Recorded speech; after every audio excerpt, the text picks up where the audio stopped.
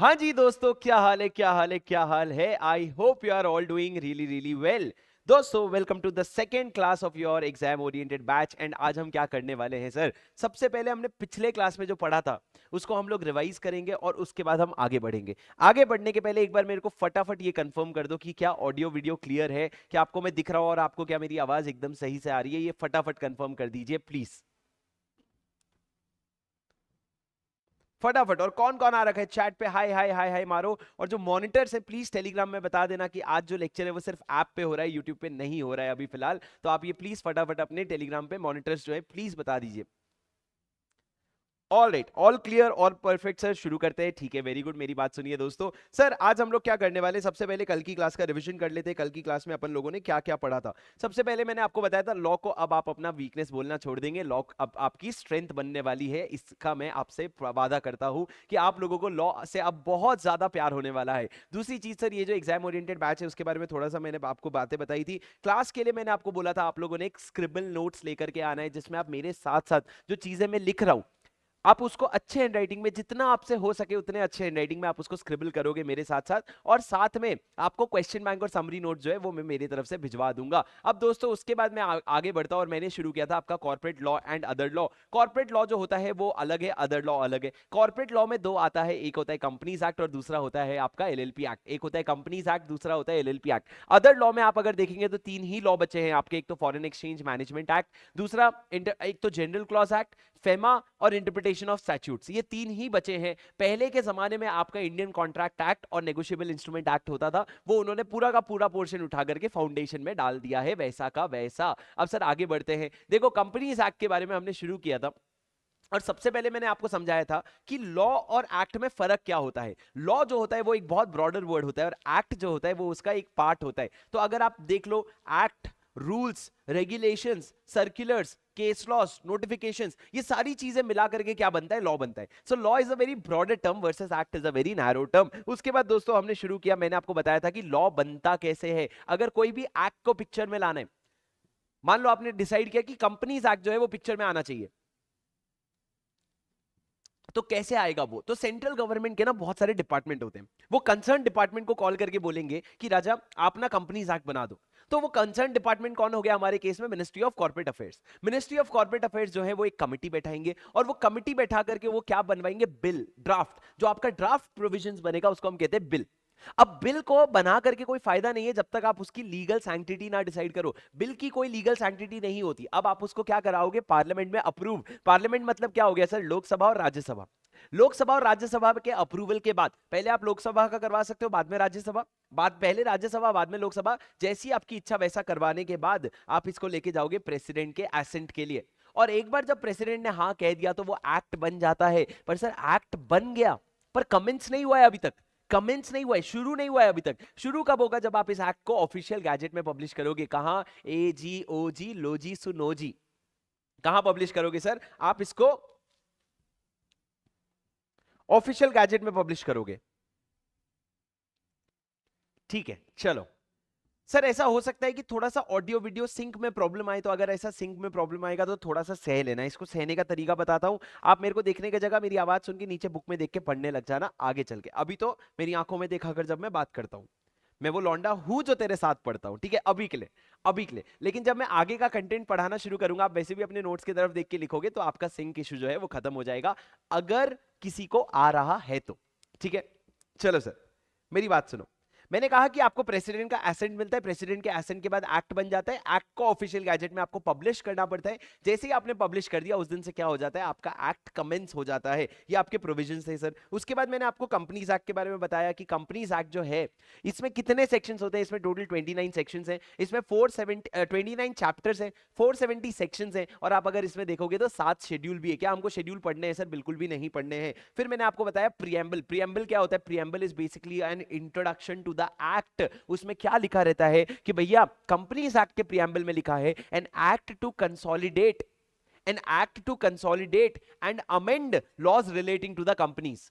Company से related law को and consolidate, company से रिलेटेड जितने भी लॉ है उनको इकट्ठा करना, कंसोलिडेट करना और उनको अमेंड करना, उसके लिए क्या बना है आपका, उसके लिए आपका कंपनीज एक्ट बना है। और आगे अगर आप देखोगे तो कंपनीज एक्ट का सेक्शन 1 से शुरू किया मैंने, जिसमें मैंने बोला सेक्शन 1 में क्या लिखा हुआ है। सेक्शन 1 है short title, extent, commencement, applicability, चार चीजें। वहीं बैठे बैठे एक बार बोलो मेरे साथ, एक बार प्लीज बोलो, आपको ध्यान लगेगा क्लास में, जो रिकॉर्डेड देख रहे हैं वो भी एक बार बोलो जरा। पहली चार चीजें हैं, short title, extent, commencement, applicability. Please राजा बोलो ना, पहला short title, extent, commencement, applicability. Short title क्या है सर? The companies act 2013।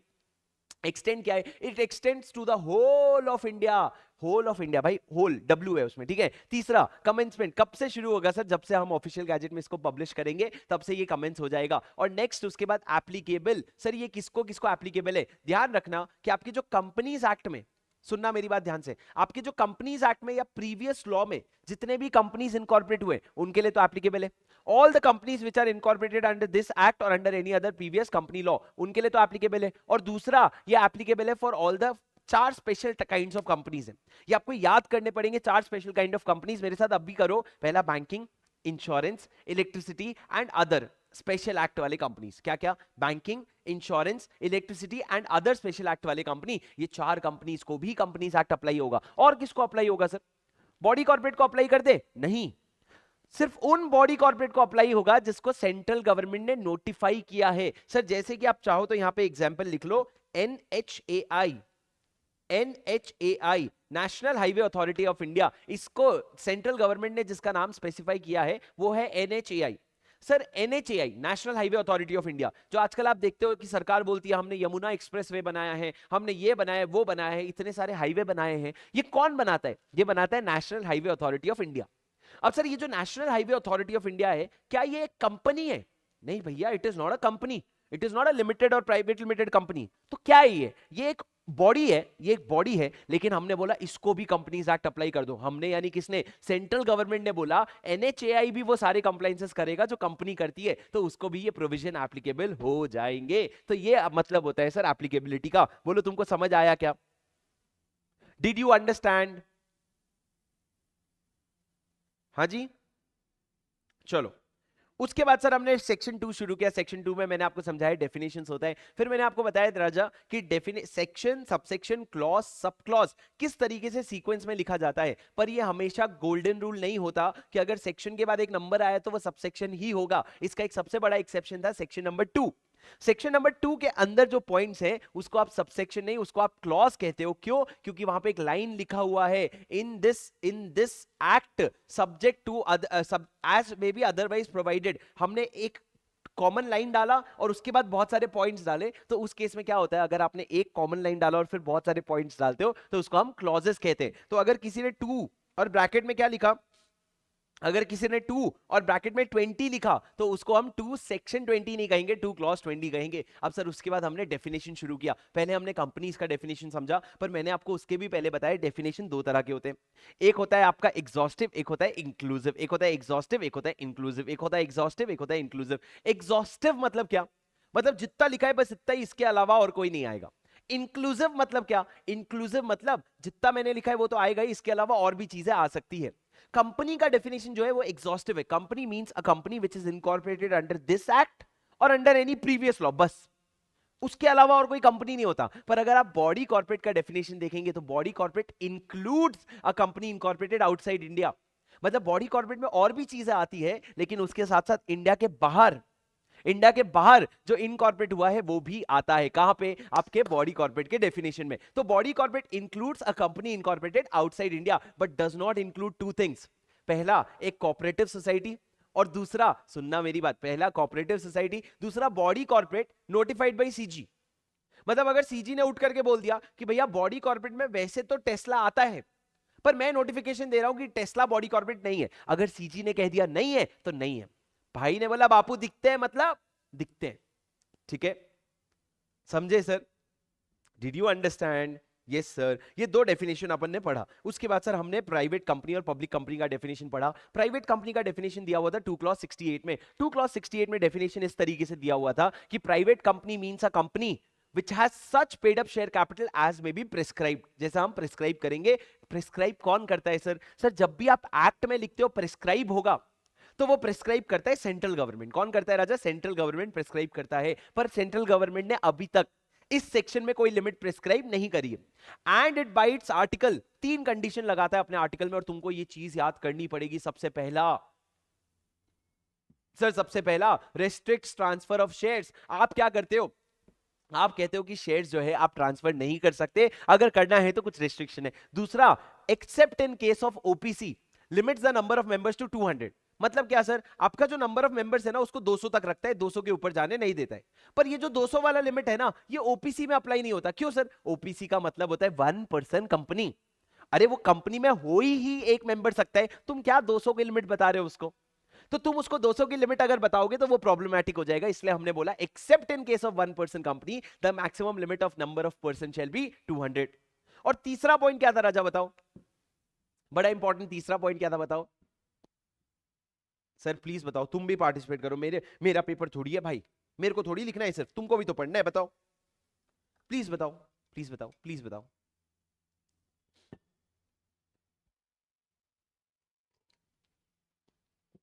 बोलो बोलो, कुछ तो बोलो, मुंह तो खोलो।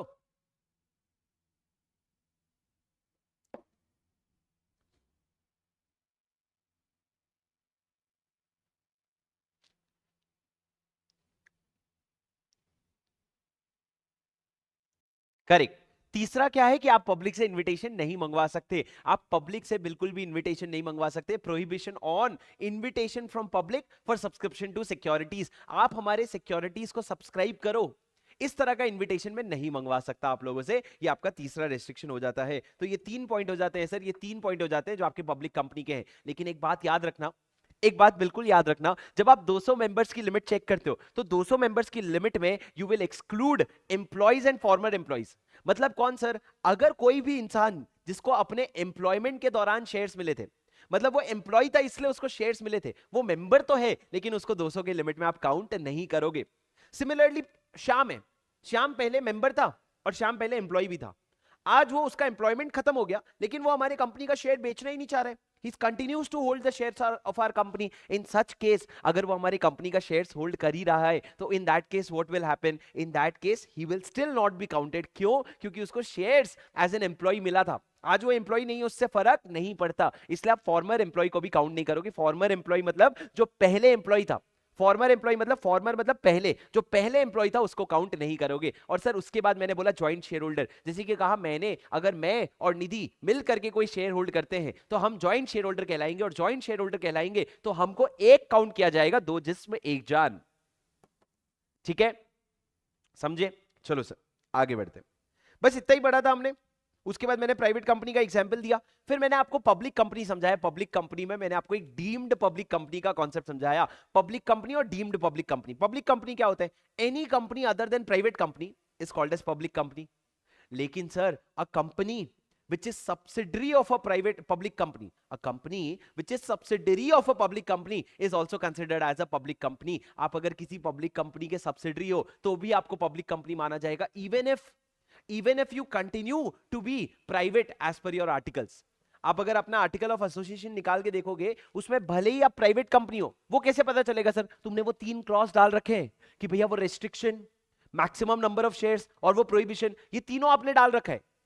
तो आप हो प्राइवेट कंपनी लेकिन कंप्लायंसेस के पॉइंट ऑफ व्यू से हम मानेंगे आपको पब्लिक कंपनी। क्यों सर? मैंने आपको इसका लॉजिक पिछले क्लास में समझाया था। मैंने आपको इसका लॉजिक समझाया था रिलायंस इंडस्ट्रीज लिमिटेड और रिलायंस जियो प्राइवेट लिमिटेड का एग्जांपल लेके। देखो राजा, रिलायंस इंडस्ट्री लिमिटेड का सब्सिडरी है रिलायंस जियो प्राइवेट लिमिटेड। अब अगर आप सब्सिडरी हो ना तो ये जो प्राइवेट लिमिटेड है ये दिल से प्राइवेट है पर माना इसको पब्लिक जाएगा। क्यों sir? Because it is a subsidiary of a public company and hence it is a deemed public company. Sir deemed मतलब क्या होता है? डीम्ड मतलब मान लो, है नहीं फिर भी मान लो।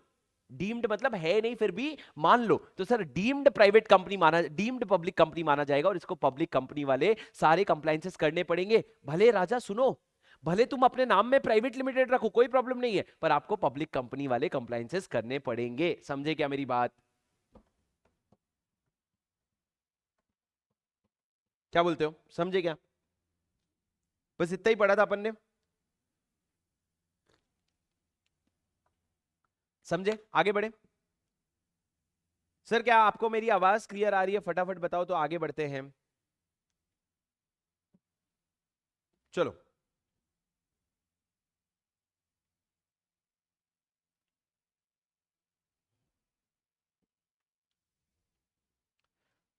आज की क्लास शुरू करें सर। आज की क्लास शुरू करें। देखो हर दिन क्लास का 15 मिनट जो है वो रिवीजन में जाने वाला है। आगे चल के ये होगा जब हमारे कॉन्सेप्ट्स हैवी होने लग जाएंगे तो मैं 10 बजे की जगह 9:45 को क्लासेस शुरू करूंगा और 9:45 से 10 रिवीजन करूंगा और 10 से 12:15 बजे तक जो है आपकी क्लासेस चलेगी। अब राजा आप ये बोलोगे कि सर 15 मिनट पहले क्यों? अगर आपने वो रिवीजन नहीं देखना है कोई बात नहीं, आप खुद से घर में रिवाइज करके आ सकते हो, जो वैसे भी आपका काम है, जो वैसे भी आपने करना चाहिए। तो अभी नहीं, आगे चल के, काफी आगे चल के, वो एकदम मतलब बहुत 5-6 दिन बाद 5-6 दिन के बाद हम लोग क्या करेंगे, हम लोग आपका रिवीजन जो है वो हम क्लास में शुरू करेंगे 9:45 से, ताकि मैं आपको आराम से पेशेंटली जो है पूरा का पूरा रिवाइज करवा सकूं। और आप टेंशन मत लो, जब मैं सुबह रिवाइज करवाऊंगा ना, मैं तभी करवाऊंगा अगर एक दिन पहले मैंने आपको रिवीजन ऑडियो दे दिया। रिवीजन ऑडियो दूंगा, आप इतना तो कर सकते हो ना कि मैंने आपको ऑडियो भेजा और आपने ऑडियो सुन के रिवाइज कर लिया, इतना तो आप कर ही सकते हो। तो उसके बाद ही आपको क्या हो जाएगा, आपको रिवीजन ऑडियोज मिलने के बाद आप जो है अगले दिन सोचो यार, आज मैंने तुमको पढ़ाया, तुमने घर जाके एक बार रिवाइज किया, मैंने तुमको रिवीजन ऑडियो दिया वो सुन लिया, कल की क्लास में आया मैंने रिवाइज करवा दिया, और उसके बाद पूरे चैप्टर का एक रिवीजन, मैंने जो आपको कल बताया था 5-5 रिवीजन क्लास के साथ खत्म होंगे। पर शर्त ये तुम करो, जोश में शुरू बहुत लोग करते हैं, आगे चल करके खत्म लोग नहीं कर पाते। ठीक है, ठीक है, तो मेरी बात सुनो, चलो सर क्लास शुरू करते हैं और मेरी बात एकदम ध्यान से सुनते जाना दोस्तों। सर आज की क्लास में क्या करने वाले हैं, आज की क्लास में हम कुछ और डेफिनेशंस पढ़ने वाले हैं। सर कौन कौन से डेफिनेशन पढ़ाओगे? देखो पहले मैं आपको holding company, subsidiary company, associate company, ये तीनों का डेफिनेशन लिखवाऊंगा। फिर मैं आपको गवर्नमेंट कंपनी का डेफिनेशन पढ़ाऊंगा, मैं साथ में आपको स्मॉल कंपनी का भी डेफिनेशन पढ़ाऊंगा। उसके अलावा मैं आपको, चलो पहले इतना तो करते हैं, ठीक है, पहले इतना करते हैं, फिर उसके बाद मैं आपको समझा दूंगा कुछ नेटवर्थ वगैरह के डेफिनेशंस है। देखो राजा, डेफिनेशंस का गेम क्या है ना, एक मैं आपको इसके बाद एक लिस्टेड कंपनी का भी डेफिनेशन पढ़ाऊंगा, वो बहुत इंपॉर्टेंट है। ये 6 डेफिनेशन अगले आपके बहुत इंपॉर्टेंट है। डेफिनेशंस का सीन क्या है समझना, डेफिनेशंस आप अभी पढ़ो, सिर्फ डेफिनेशन डेफिनेशन पढ़ो, ठीक है, पर आप आगे चल करके ना, जैसे मान लो आपका एक सेक्शन 71 आएगा, सेक्शन 71 में आप पढ़ते हो डिबेंचर, कि डिबेंचर क्या होता है। अब राजा जब आप डिबेंचर क्या होता है पढ़ रहे हो ना, तब आप डिबेंचर का डेफिनेशन वैसे भी पढ़ोगे, तो अभी स्टैंड अलोन बेसिस पे डिबेंचर का डेफिनेशन पढ़ना would be nonsense. Rather what we will do, जब हम सेक्शन 71 पढ़ रहे हैं हम डिबेंचर का डेफिनेशन पढ़ लिया, जब हम सेक्शन 73 पढ़ ले तब हम डिपॉजिट का डेफिनेशन पढ़ लिया, तो उससे क्या होगा, आपको ज्यादा रिलेटिव होल्ड भी आएगा और आपको चीजें याद भी हो जाएगी, बहुत ज्यादा बल्कि भी नहीं लगेगा। अब पर फिलहाल सर एक बार सब्सिडरी कंपनी का डेफिनेशन देख लेते हैं। मेरे को बताओ what is the definition of subsidiary company? क्या तुम अपने आप से तुक्का मार सकते हो? एक तुक्का मारो ना, सब्सिडरी कंपनी का क्या डेफिनेशन होता है? What do you mean by ये सब्सिडरी कंपनी?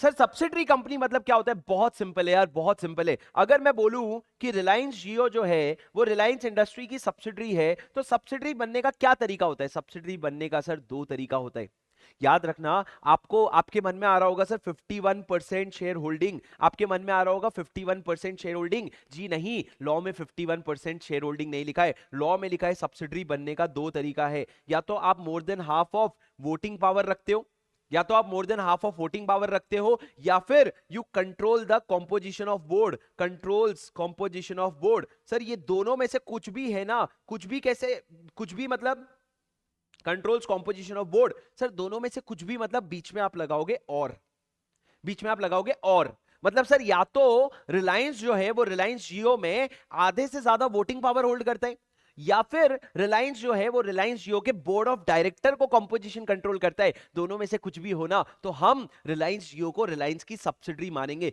सर ध्यान से सुनना, कौन किसको सब्सिडरी बनाने की कोशिश कर रहा है? ये कंपनी अपने इस रिलायंस जियो को सब्सिडरी बनाने की कोशिश कर रही है। आपने अकाउंट्स पढ़ा होगा अभी तक, आप अगर ईओ बैच देख रहे हो मतलब आपने अकाउंट्स पढ़ा होगा अभी तक राजा। अकाउंट्स में आप सब्सिडरी कंपनी के बारे में, होल्डिंग कंपनी के बारे में पढ़ते हो, कंसोलिडेशन के बारे में पूरा पूरा पढ़ते हो। अब एक बात समझो, मैं अगर किसी कंपनी को अपना सब्सिडरी बनाना चाहता हूं तो उसके 2 तरीके हो सकते हैं। पहला, इसमें मान लो जितना भी वोटिंग पावर है उसका मोर देन हाफ मेरे पास है। सर मोर देन हाफ मतलब क्या? अगर मेरे पास 50% से ज्यादा वोटिंग पावर होना चाहिए। वोटिंग पावर, मैंने क्या शब्द बोला? Voting power. एक बार तुम भी जोर से बोलो, क्या? Voting power. और या फिर अगर वोटिंग पावर नहीं है, वोटिंग पावर कितना है सर? 40% है। मैं आपको एक एग्जांपल देता हूं, एक कंपनी थी जीवीके, उसका इन्वेस्टमेंट था मुंबई इंटरनेशनल एयरपोर्ट लिमिटेड में, लेकिन वो ना सिर्फ 45% शेयर होल्ड करती थी, बाकी 20% कोई और होल्ड करता था, 30% कोई और होल्ड करता था, 5% कोई और होल्ड करता था। लेकिन आपके मुंबई इंटरनेशनल एयरपोर्ट, सर आपको पता है कंपनी को चलाता कौन है? आपको पता है कंपनी को चलाने वाले लोग कौन होते हैं? कंपनी को चलाने वाले लोग होते हैं board of directors. Board of directors कौन होते हैं सर ये डायरेक्टर? सोचना प्रैक्टिकली, आज रिलायंस इंडस्ट्रीज लिमिटेड है, उसमें जो लोग पैसा इन्वेस्ट करते हैं, जो लोग रिलायंस को पैसा दिए, उसको हम क्या बोलते हैं? उसको हम बोलते हैं शेयर होल्डर। इन्होंने पैसा दिया रिलायंस को। अब सर कायदे से तो क्या होना चाहिए? जिसके पैसे लगे हैं उसी को कंपनी चलानी चाहिए। अरे यार, मैं आज अगर कहीं पे अपना पैसा लगाऊंगा तो उसको रन तो मैं ही करूंगा ना, जनरली स्पीकिंग। पर सर एक बात बताओ, प्रैक्टिकली रिलायंस के 30 लाख शेयर होल्डर है, रिलायंस के आज के डेट में 30 लाख शेयर होल्डर है, 30 लाख लोग कंपनी कैसे चलाएगा भाई? नहीं चला सकता ना। तो इसीलिए हमने बोला कंपनी को चलाने के लिए कुछ स्मार्ट लोग लगेंगे, और वो स्मार्ट लोग को हम कहते हैं डायरेक्टर्स। और सर सब जब सारे डायरेक्टर्स को मिला लो ना, तो मिला के क्या बनते हैं? Board of directors. मिला के क्या बनता है? Board of directors. सुन रहे हो क्या तुम?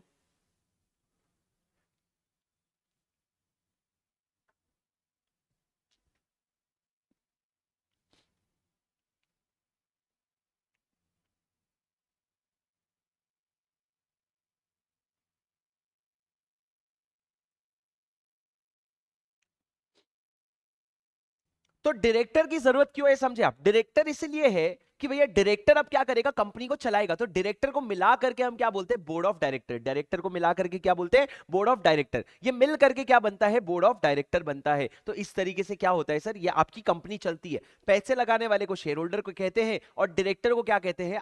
जो कंपनी को चलाने वाले को हम क्या कहते हैं? बोर्ड ऑफ डायरेक्टर कहते हैं। ये हो गया आपका कंपनी किस तरीके से क्या होता है, कंपनी किस तरीके से रन होता है। अब एक बात समझो, मैं आपको एक एग्जांपल दे रहा था, ये एग्जांपल मैं ढंग से फिर से बताता हूं। अगर मुंबई इंटरनेशनल एयरपोर्ट लिमिटेड है, इसमें जीवीके का 45% शेयर होल्डिंग था, और बाकी छोटे मोटे शेयर होल्डर का मिला करके बाकी किसी का 20%, किसी का 30%, किसी का 5%, इस तरह के तरीके से मिला के 100% शेयर होल्डिंग बना।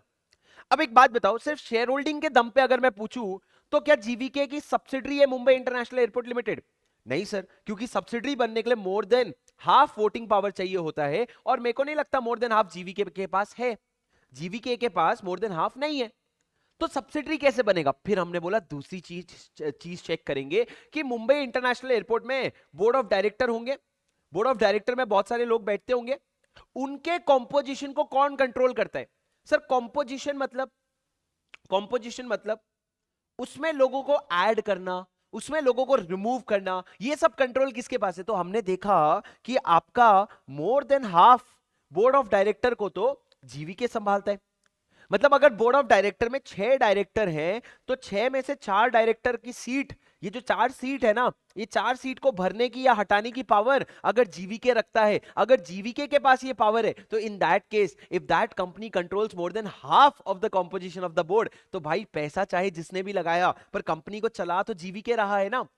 मुंबई इंटरनेशनल एयरपोर्ट लिमिटेड को चला तो जीवीके रहा है ना। तो उस केस में हमने बोला कि भैया ये सब्सिडरी होल्डिंग सब्सिडरी का रिलेशन एस्टैब्लिश हो जाएगा, होल्डिंग सब्सिडरी का रिलेशन एस्टैब्लिश हो जाएगा। तो या तो आप मोर than half of voting power hold करते हो। देखो सर, आप कैसे सब्सिडरी बनते हो? अगर किसी कंपनी को सब्सिडरी बनाना है, तो आप या तो उसमें मोर than half of voting power hold करते हो, या फिर आप कंट्रोल करते हो composition of the board of director, या तो आप कंट्रोल करते हो composition of the board of director. दोनों में से कुछ एक, दोनों में से कुछ भी एक है ना, तो आप क्या बन जाओगे? सब्सिडरी कंपनी बन जाओगे। क्या आपको मेरी बात सुनाई दे रही है?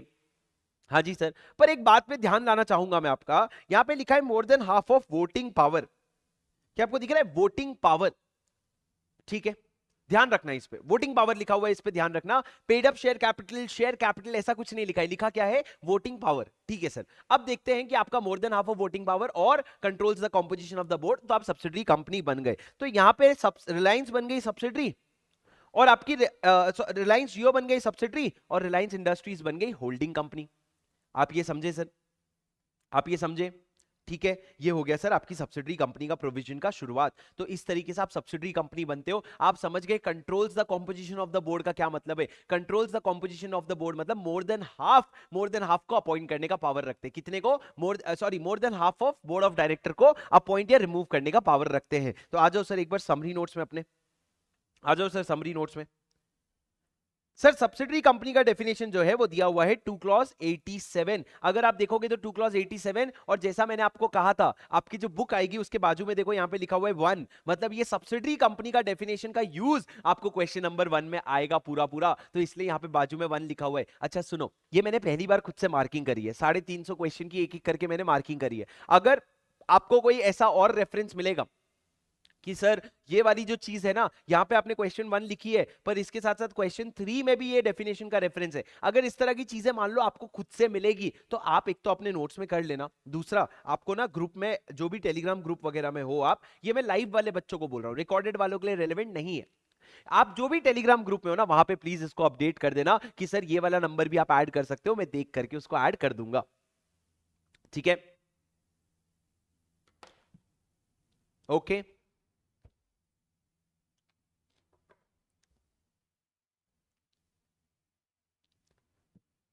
अब सुनो सर मेरी बात, आगे सब्सिडरी कंपनी का डेफिनेशन पढ़ते हैं। सब्सिडरी कंपनी का मतलब लिखा है in relation to any other company, किसी और कंपनी के नजर से देखो तो it means a company in which the holding company, जो होल्डिंग कंपनी है Reliance industry, it controls the composition of the board, या तो बोर्ड ऑफ डायरेक्टर की कंपोजिशन को कंट्रोल करता है, और exercises more than half of voting power. Sir मेरा सवाल एक आया, यहां पे जो आपने हाफ लिखा है क्या मैं इसको 50% लिख सकता हूं? क्या मैं इसको 50% लिख सकता हूं? भैया वेलकम टू सीए इंटरमीडिएट, आप डील कर रहे हैं हमारे प्यारे चहीते institute of chartered accountants of India. एक बार उन्होंने क्वेश्चन पूछा था, आप अगर जो बीकॉम वाले हैं आप टेंशन मत लेना, पर फाउंडेशन वाले आप एक बार जवाब दो, आपने बचपन में ओआरएसआर पढ़ा है? क्या होता है ओआरएसआर? पढ़ा है, ऑर्डिनरी रेजोल्यूशन और स्पेशल रेजोल्यूशन। अगर आपने एक फाउंडेशन में कंपनीज एक्ट पढ़ा होगा तो आपने ओआरएसआर पढ़ा है। किसी ने आपको बोला होगा ओआर मतलब मोर देन 50% और एसआर मतलब मोर देन 75%, हाँ कि नहीं? हाँ कि नहीं? हाँ सर। एक बार एग्जाम में क्वेश्चन आया था कि भैया एसआर पास करना है तो एसआर कब पास होगा? जब आपका 75% वोट हो जाए, जब आपका 3/4 से ज्यादा वोट हो जाए, जब आपका कुछ और, जब आपका कुछ और। अब देखो तुम ये कितने शाणे हैं, इन्होंने 75% और 3/4 दोनों को ऑप्शन दिया। अरे क्या फर्क पड़ता भाई, है तो दोनों 75% ना, ये क्या फर्क पड़ता? ये क्या टेस्ट है भाई मेरे लॉजिक का, मेरे प्रैक्टिकल नॉलेज का क्या टेस्ट है ये? पर ये इंस्टीट्यूट करता है। तो भैया जब मोर देन हाफ लिखा है ना तो मोर देन हाफ याद करने की कोशिश करेंगे। अब फिर उसके बाद क्या है सर? उसके बाद एग्जाम हॉल में जाएंगे, अगर एग्जाम हॉल में मोर देन हाफ याद आ गया तो वेरी गुड, नहीं आया तो 50% लिख के आएंगे ना। अब याद ही नहीं आया तो क्या करेंगे?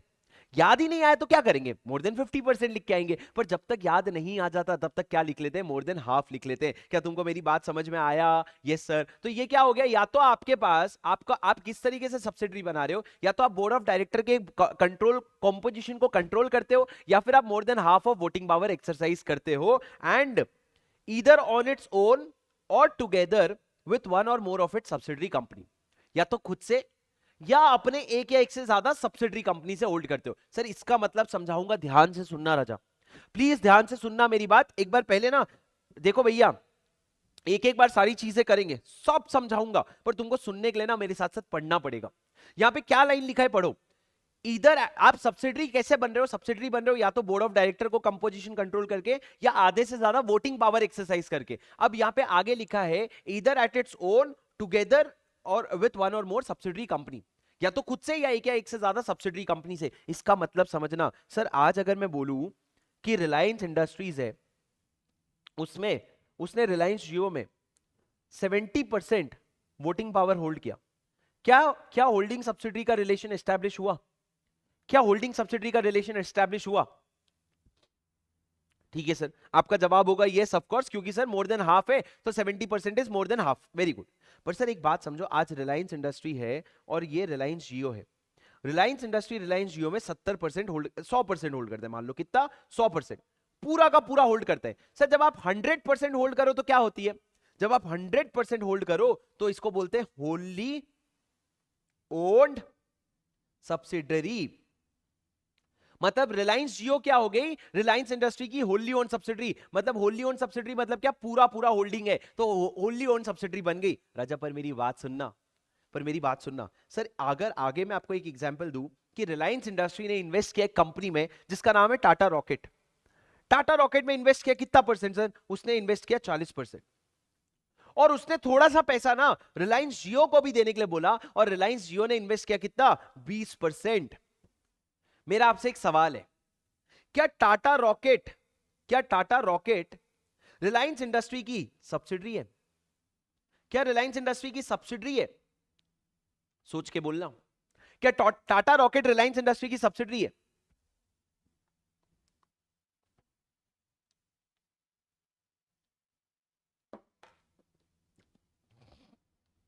Sir the answer is yes.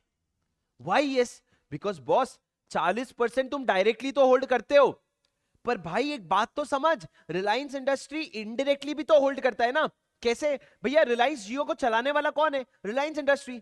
तो ये जो टाटा रॉकेट में 20% रिलायंस जियो का है, इसका ये 20% वोटिंग पावर एक्चुअली किसके पास है, एक्चुअली तो रिलायंस के पास है ना। तो भैया 40 खुद का डायरेक्टली हो गया, 20 इनडायरेक्टली हो गया, तो मिला के 60% हो गया, तो मोर than half of voting power हो गया ना राजा।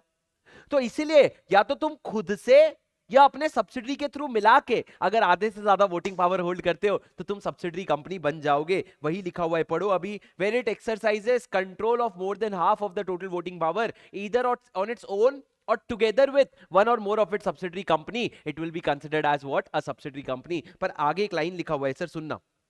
अब दोस्तों क्या होता था पुराने जमाने में, ध्यान से सुनना।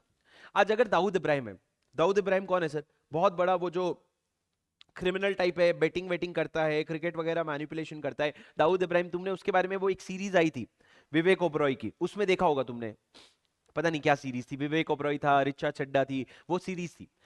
अब से मेरी बात ध्यान से सुनना, अगर दाऊद इब्राहिम है, उसको क्या करना है, उसको दिख रहा है यार इंडिया का मार्केट इतना ग्रो कर रहा है, इंडिया की इकोनॉमी इतनी बढ़ रही है, इंडिया इतना आगे जा रहा है, मेरे को इंडिया में ना इन्वेस्ट करना है पैसा अपना। पर उसका तो पूरा ब्लैक का पैसा है, उसका तो पूरा क्राइम का पैसा है। तो वो क्या करेगा पता है, वो अपना पैसा सबसे पहले एक कंपनी में डालेगा, और उस कंपनी से क्या करेगा, रिलायंस के शेयर्स खरीदेगा। पर आज सर अगर उसने रिलायंस का शेयर्स खरीदा और उसने कंपनी क्या खोली थी पता है, दाऊद, दाऊद लिमिटेड, दाऊद लिमिटेड। अब सर रिलायंस अगर अपने शेयर होल्डर का लिस्ट दिखेगा और उसको दाऊद लिमिटेड दिखेगा तो रिलायंस को तो शक हो जाएगा, और दाऊद इब्राहिम पकड़ा भी जा सकता है कि भैया देखो ये ब्लैक का मनी आकर के मेरे में इन्वेस्ट कर रखा है। तो इसलिए दाऊद इब्राहिम क्या करेगा, डायरेक्टली नहीं इन्वेस्ट करेगा, वो क्या करेगा, बोलेगा डायरेक्टली इन्वेस्ट करने की जगह मैं इन्वेस्ट करता हूं एक कंपनी ए लिमिटेड में, ए लिमिटेड इन्वेस्ट करेगा बी लिमिटेड में, बी लिमिटेड इन्वेस्ट करेगा सी लिमिटेड में, सी लिमिटेड जाके रिलायंस में इन्वेस्ट करेगा। तो मेरा ही पैसा डायरेक्टली घूम के किसके पास चला गया, रिलायंस के पास। मेरा ही पैसा डायरेक्टली घूम के किसके पास चला गया, रिलायंस के पास।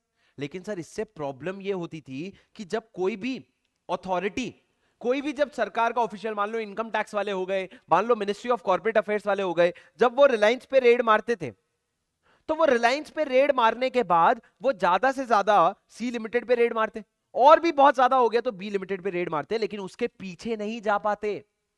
क्यों सर, क्योंकि कितना लेयर है तुमको क्या पता। अब तुमको रिलायंस से प्रॉब्लम है ना, तो तुम रिलायंस का ध्यान दो, रिलायंस का बुक्स ऑफ अकाउंट्स देखो, तुम उसके पीछे सी लिमिटेड बी लिमिटेड तक जा सकते हो, उसके और पीछे नहीं जा सकते। तो दाऊद इब्राहिम सेफ रहता है उससे, क्या रहता है, सेफ, क्योंकि उसको पता है कोई भी अथॉरिटी अगर रिलायंस पे अटैक करेगा ना, वो पीछे घूम घूम के इतना पीछे आ नहीं पाएगा, खो जाएगा वो रास्ते में।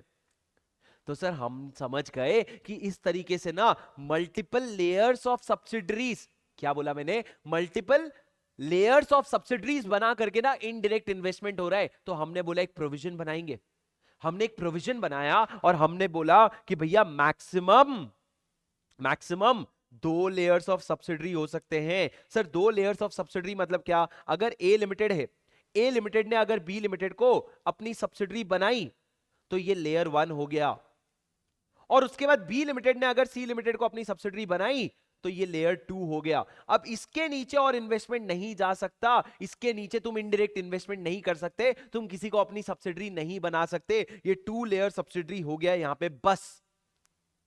ताकि होगा क्या कि अगर तुम सी लिमिटेड के बुक्स को देखने आए ना, तो आप पीछे जाके बी लिमिटेड को भी चेक कर सको, पीछे जाके ए लिमिटेड को भी चेक कर सकते हो, बात खत्म। इससे ज्यादा और मल्टीपल लेयर ऑफ सब्सिडरी बन ही नहीं सकते, प्रैक्टिकली अलाउड ही नहीं है। क्या तुमको मेरी बात समझ में आई? हाँ जी सर। अब अगर ये समझ में आया तो सर यहां पे इन्होंने लॉ में इसको कैसे लिखा है, provided that such classes of companies as may be prescribed shall not have layers of subsidiaries beyond such number as may be prescribed. sir beyond such number as may be prescribed में लिख दो beyond 2. Central government ने आकर के prescribe किया है कि maximum 2 subsidiary हो सकते हैं, तो आपके भी 2 सब्सिडरी ही होंगे. सेंट्रल गवर्नमेंट ने प्रिस्क्राइब किया है कि कोई भी कंपनी अगर सब्सिडरी बना रही है ना, 2 से ज्यादा सब्सिडरी नहीं हो सकते. सर ये 2 कहां पे लिखा हुआ है, ये 2 आपके आगे चल के सीए फाइनल में एक सेक्शन है, सेक्शन 186, वहां पे लिखा हुआ है. आपके लिए अभी रेलेवेंट नहीं है पर मैंने आपको लिखवा दिया.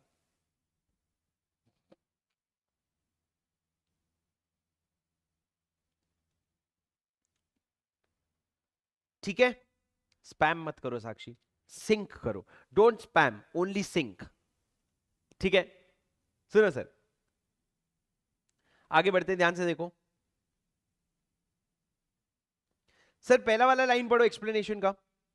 अ company shall be deemed to be a subsidiary company of the holding company even if the control is of another subsidiary company of the holding company.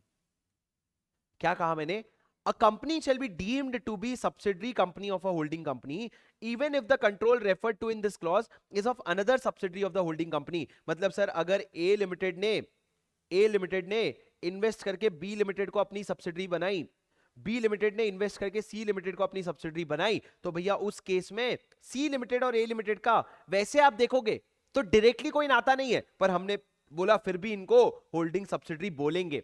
मतलब सी लिमिटेड बिल्कुल बोल सकता है कि मैं एच लिमिटेड का क्या हूं, सब्सिडरी हूं. क्यों, क्योंकि भैया तुम बी लिमिटेड के सब्सिडरी हो और बी लिमिटेड ए लिमिटेड की सब्सिडरी है. तो वो तुमको याद है ना, सर आप अपनी बेटी से प्यार करते हो, हम आपसे प्यार करते हैं, तो हम आपकी बेटी से प्यार करते हैं. वही वाला तो हिसाब है.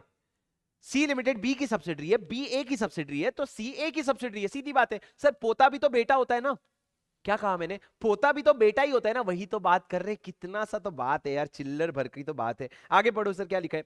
The composition of the board shall be deemed to be controlled by another company if that other company exercises the same power exercisable by it. पढ़ो ना, तुम पढ़ो, तुम भी तो पढ़ो, तुम्हारा एग्जाम है भाई, क्या पढ़ रहे हैं.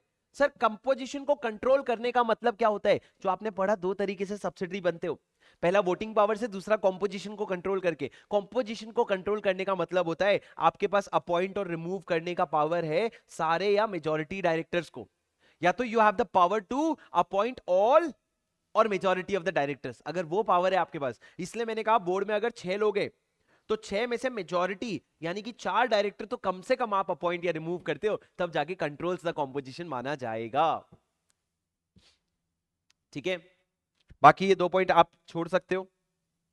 और एक लास्ट लाइन पढ़ के छोड़ देना, समझाऊंगा मैं जब, इसके बाद एसोसिएट कंपनी समझाऊंगा, पर अभी लास्ट लाइन एक बार बस पढ़ के छोड़ दो. क्या लिखा हुआ है, shares held by a company और power exercisable by it by another company in the fiduciary capacity shall not be counted for the purpose of determining holding subsidiary relationship. क्या कहा मैंने, shares held, एक बार पढ़ लो, shares held by a company or power exercisable by another company in a fiduciary capacity shall not be counted for the purpose of determining holding subsidiary relationship. ऐसा कुछ तो भी लिखा हुआ है. सर मेरे को एक सवाल पूछूंगा, जवाब दोगे? लगा लो 100 रुपए की शर्त, गलत जवाब दोगे. लगा रहे हो 100 रुपए की शर्त, गलत जवाब दोगे. सर आपको पता है अपने मुक्कू भाई है, मुक्कू भाई कौन, मुकेश अंबानी. मुकेश अंबानी ने क्या किया, रिलायंस इंडस्ट्री में इन्वेस्टमेंट किया. कितने का इन्वेस्टमेंट किया सर रिलायंस इंडस्ट्री में, 45% वोटिंग पावर ले लिया. और नीता अंबानी ने क्या किया, नीता अंबानी पता है आपको, नीता अंबानी पता है ना आपको. नीता अंबानी ने क्या किया, रिलायंस इंडस्ट्री में 55% वोटिंग पावर ले लिया. अब मेरे को बताओ, क्या रिलायंस इंडस्ट्री लिमिटेड और नीता अंबानी के बीच में सब्सिडरी का रिलेशन एस्टैब्लिश हो गया? बोलो. क्या नीता अंबानी के बीच में और रिलायंस के बीच में होल्डिंग सब्सिडरी का रिलेशन एस्टैब्लिश हो गया? बताओ. अरे बोलो बोलो, कुछ तो बोलो, मुंह तो खोलो. Sir the answer is no. क्यों? क्योंकि भैया सुनो मेरी बात ध्यान से, आपका होल्डिंग और सब्सिडरी का रिलेशन एस्टैब्लिश होने के लिए आपको होल्डिंग कंपनी होना पड़ता है. अरे सब्सिडरी कंपनी बनेगी किसकी, इंडिविजुअल की सब्सिडरी कंपनी नहीं होती। सब्सिडरी कंपनी हमेशा होल्डिंग कंपनी की होती है। जब होल्डिंग 55 जो मोर than half of voting power है वो किसी कंपनी के पास ही नहीं है, तो तुम कैसे सब्सिडरी कंपनी बनोगे रे? हाँ, तुम क्या बनोगे? तुम होल्डिंग कंपनी सब्सिडरी कंपनी बन ही नहीं सकते। तो यहां पे Nita Ambani majority shareholder है, पर यहां पे होल्डिंग सब्सिडरी का कोई रिलेशन नहीं आता। इसलिए सर यहां पे पहला लाइन क्या लिखा है? जब आप कोई सब्सिडरी कंपनी की बात कर रहे हो ना, it is always in relation to another company. किसी और कंपनी के रिलेशन में बात कर रहे हो, किसी और इंडिविजुअल के रिलेशन में बात नहीं कर रहे हो। क्या आपको मेरी बात समझ में आई? अरे बोलो यस और नो। यस सर, ये पूरा का पूरा आपकी सब्सिडरी कंपनी का डेफिनेशन था। इसके बाद मैं आपको एक बार होल्डिंग कंपनी का भी और एसोसिएट कंपनी का भी समझाता हूं, फिर मैं आपको तीनों एक साथ पढ़ने का समय दूंगा। अब प्लीज मेरी बात एक बार ध्यान से सुनना, ठीक है सर? सब्सिडरी कंपनी तो समझ आ गया, अब ये बताओ एसोसिएट कंपनी क्या होता है? What is the meaning of associate company? Sir मैं किसी का कैसे बन सकता हूं एसोसिएट?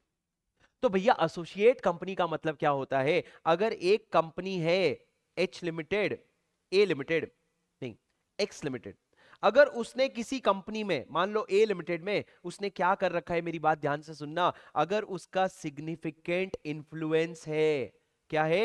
सिग्निफिकेंट इन्फ्लुएंस है, या फिर वो पार्टिसिपेट करता है डिसीजंस में, तो फिर सर उसको हम क्या बोल देंगे? उसको हम बोल देंगे एसोसिएट कंपनी। क्या मतलब सर? मैं आपको एक एग्जांपल देता हूं प्रैक्टिकल। आपको पता है टाटा स्काई का नाम क्या हो गया? टाटा स्काई का नाम क्या हो गया? टाटा प्ले हो गया। अभी टाटा स्काई जो पहले आता था, अभी वो टाटा प्ले लिमिटेड है। अभी एक बात समझो, टाटा प्ले लिमिटेड में आपको मैं अगर बताऊं, तो टाटा प्ले लिमिटेड में मान लो आपका जो अडानी है ना, वो अडानी का 30% क्या है? 30% स्टेक है। कितना है? 30% वोटिंग पावर है। अब मेरे को एक बात बताओ राजा, हाँ आएगा आएगा आएगा आएगा आएगा आएगा, आ रहे आ गया, देख रहे हो? सर अडानी का क्या है? 30% वोटिंग पावर है। अब मेरे को एक बात बताओ, 30% वोटिंग पावर होने से क्या होगा? सर 30% वोटिंग पावर होने से देखो, तुम सब्सिडरी तो नहीं बनते अडानी के। क्यों? क्योंकि सब्सिडरी बनने के लिए तो मोर देन हाफ लगता है। पर यहां पे कोई सिग्निफिकेंट इंफ्लुएंस तो है भाई। 30% कम होता है क्या? 30% मतलब कहीं ना कहीं आप 4-5 हजार करोड़ की बात कर रहे हो। 30% कम होता है क्या? तो हमने बोला भैया देखो, यहां पे अडानी जो है ना, वो टाटा प्ले में सिग्निफिकेंट इंफ्लुएंस रखता है। सर क्या सिग्निफिकेंट इंफ्लुएंस डिफाइंड है? हाँ जी हाँ, बिल्कुल। सिग्निफिकेंट इंफ्लुएंस का मतलब होता है at least 20% of voting power. Significant influence का मतलब होता है सर, जो ये स्क्रिबल नोट्स है आपके, जितना मैं लिख रहा हूं ना, बस उतना ही आपको ऐसे ही रैंडमली लिखना है, ताकि आपका क्लास में ध्यान लगा रहे और जो मैं बोल रहा हूं वो आपके दिमाग तक जाता रहे। बस उसी के लिए आपको लिखते रहना है। सिग्निफिकेंट इन्फ्लुएंस मतलब क्या राजा? सिग्निफिकेंट इन्फ्लुएंस का मतलब होता है एटलीस्ट कितना वोटिंग पावर?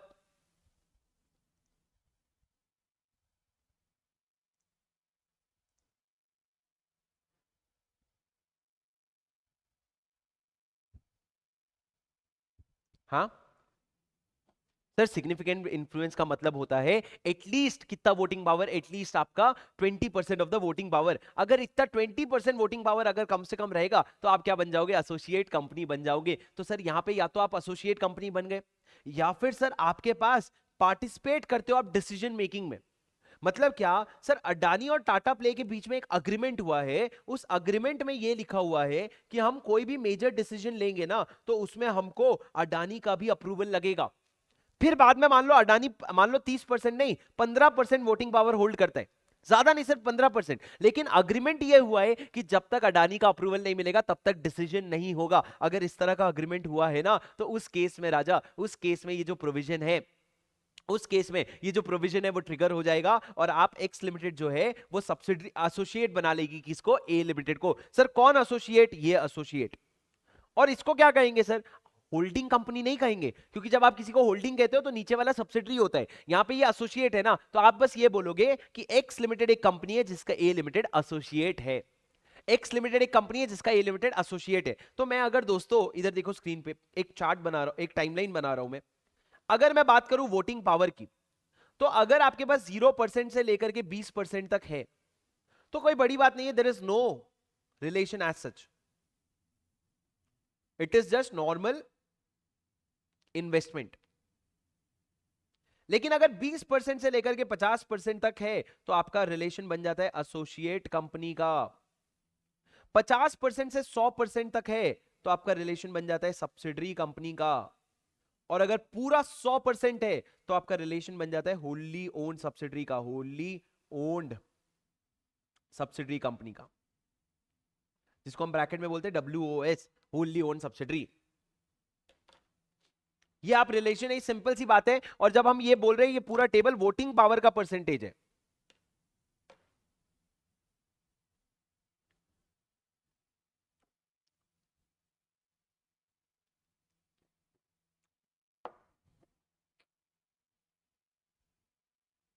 लिख लिए सर? ज्यादा समय नहीं दे पाऊंगा आगे चल के लिखने का, मेरे साथ साथ ही लिखो इसको। जैसे मैं बना रहा था वैसे ही आपको साथ साथ बनाते चलना पड़ेगा।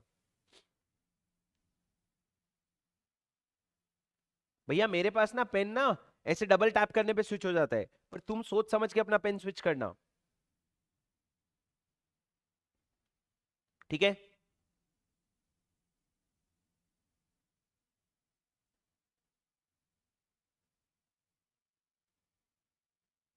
समझ गए राजा? बना लिख लिया ये आपने नोट्स में अपने? चलो सर आगे बढ़ते हैं। सर आ जाओ एसोसिएट कंपनी का डेफिनेशन देखते हैं। एसोसिएट कंपनी का डेफिनेशन जो है वो दिया हुआ है सेक्शन 2 क्लॉज 6 में। राजा कल हमने जो डेफिनेशंस पढ़े थे एक बार स्क्रीन पे देखो मेरे। हमने पढ़ा था 2 क्लॉज 20 और 2 क्लॉज 11। 2 क्लॉज 20 बात करता है कंपनी का, 2 क्लॉज 11 बात करता है बॉडी कॉर्पोरेट का। फिर हमने पढ़ा था प्राइवेट कंपनी और पब्लिक कंपनी। प्राइवेट कंपनी का डेफिनेशन दिया हुआ है 2 क्लॉज 68 में और पब्लिक कंपनी का डेफिनेशन दिया हुआ है 2 क्लॉज 71 में। आज हमने शुरू किया 2 क्लॉज 87 से, जिसमें डेफिनेशन है सब्सिडरी कंपनी का। उसके बाद मैंने आपको बताया 2 क्लॉज 6 अभी मैं बता रहा हूं, जिसमें डेफिनेशन है एसोसिएट कंपनी का। एसोसिएट कंपनी ए है सर, एकदम शुरू शुरू में है, तो उसका डेफिनेशन दिया हुआ है 2 क्लॉज 6 में।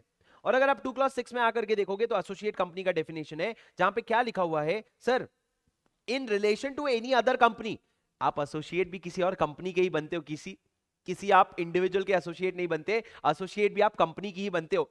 तो in relation to another company means a company in which that other company. Associate company मतलब एक ऐसा कंपनी जिसमें वो दूसरी कंपनी जो है ना उसका has a significant influence but is not a subsidiary. But is not a subsidiary मतलब क्या सर? आप सब्सिडरी नहीं हो, आपका सिग्निफिकेंट इन्फ्लुएंस है, तभी जाके आपको एसोसिएट कंपनी कहा जाएगा। सर मेरे को एक बात बताओ, 3 एग्जाम्पल दूंगा, एक्स लिमिटेड का, वाई लिमिटेड का, X limited, Y limited, Z limited, ठीक है?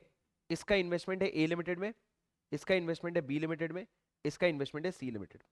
मैं बोलूं सर अगर एक्स लिमिटेड का ए लिमिटेड में 51% इन्वेस्टमेंट है तो ये क्या बनेगा? अगर उसका 21% इन्वेस्टमेंट है तो ये क्या बनेगा? सर अगर एक्स लिमिटेड का ए लिमिटेड में 51% इन्वेस्टमेंट है तो ए लिमिटेड बन जाएगी सब्सिडरी कंपनी और ये बन जाएगी होल्डिंग कंपनी। पर सर अगर वाई लिमिटेड का बी लिमिटेड में 21% इन्वेस्टमेंट है तो बी लिमिटेड बन जाएगी एसोसिएट कंपनी। और सर लास्ट, अगर जेड लिमिटेड का सी लिमिटेड में अगर मैं कहूं कि 50% इन्वेस्टमेंट है एग्जैक्ट, तो मेरे को बताओ क्या बोलोगे आप? एसोसिएट बोलोगे कि सब्सिडरी बोलोगे? एग्जैक्ट 50 है तो सर देखो सब्सिडरी बनने के लिए ना, सब्सिडरी बनने के लिए मोर देन हाफ चाहिए होता है, मतलब 50% से ज्यादा। तो यहां तो एग्जैक्ट 50 है, 50 से ज्यादा तो नहीं है, तो ये सब्सिडरी नहीं बनती है। पर सर जनरली जब एग्जैक्ट 50% शेयर होल्डिंग होता है ना, तो यहां पे एक और कंपनी होती है एम लिमिटेड नाम की, जो इसमें बाकी 50% होल्ड करती है। और जब दो लोग मिलके 50-50 होल्ड करते हैं ना, तो इसको सी लिमिटेड को हम कहते हैं जॉइंट वेंचर। इसको हम कहते हैं जॉइंट वेंचर, जहां पे लोग आए हैं, जैसे कि मान लो सर आज अडानी ने, गौतम अडानी की कंपनी अडानी लिमिटेड और रिलायंस इंडस्ट्री की limited, Reliance industries limited, Mukesh Ambani और गौतम अडानी साथ में आए और बोले चलो एक जॉइंट वेंचर बनाते हैं, उससे पूरे देश को लूटेंगे। नहीं नहीं नहीं नहीं, वो अलग से जॉइंट वेंचर बना के क्यों लूटेंगे? वो तो अपनी अपनी कंपनी से कर रहे हैं, उनको जॉइंट नहीं नहीं, क्या बोल रहे हैं सुनो। अडानी और गौतम मुकेश अंबानी ने डिसाइड किया एक जॉइंट वेंचर बनाते हैं, और जॉइंट वेंचर बना के क्या करेंगे? हम ग्रीन रिसोर्सेज को प्रमोट करेंगे। ग्रीन रिसोर्सेज मतलब हम बोलेंगे भैया तुम पेट्रोल बचाओ, तुम तेल बचाओ, ये बचाओ वो बचाओ। पर सर अब जो इन्होंने जॉइंट वेंचर फॉर्म किया है, इसमें मुकेश भाई का 50, रिलायंस का 50% है, अडानी लिमिटेड का 50% है। तो जब 50-50 होता है तो सब्सिडरी तो किसी की भी नहीं बनी। सर अगर Z लिमिटेड और M लिमिटेड दोनों का 50-50% है तो सब्सिडरी कंपनी तो नहीं बनी। तो क्या बनेगा? तो हमने बोला भैया इसको हम नाम देते हैं जॉइंट वेंचर, और joint venture is as good as associate company. Joint venture is as good as associate company. तो हमने बोला associate include joint venture, associate company के डेफिनेशन में जॉइंट वेंचर आता है। देखो क्या लिखा हुआ है, इन एसोसिएट कंपनी, फिर यहां पे लिखा हुआ है includes a joint venture. Associate company में जॉइंट वेंचर इंक्लूड होता है, ये यहां पे लिखा हुआ है। तुमको मेरी बात समझ में आई क्या? अरे बोलो ना, तुमको मेरी बात समझ में आई क्या? सर ये किसका डेफिनेशन है? ये एसोसिएट कंपनी का डेफिनेशन है। उसके बाद आगे सर इन्होंने नीचे, आप सिर्फ कीवर्ड्स अगर पढ़ोगे तो सिग्निफिकेंट इन्फ्लुएंस समझा रखा है, जहां पे सिग्निफिकेंट इन्फ्लुएंस का मतलब या तो 20% ऑफ वोटिंग पावर है, या फिर आप बिजनेस डिसीजन में पार्टिसिपेट करते हो।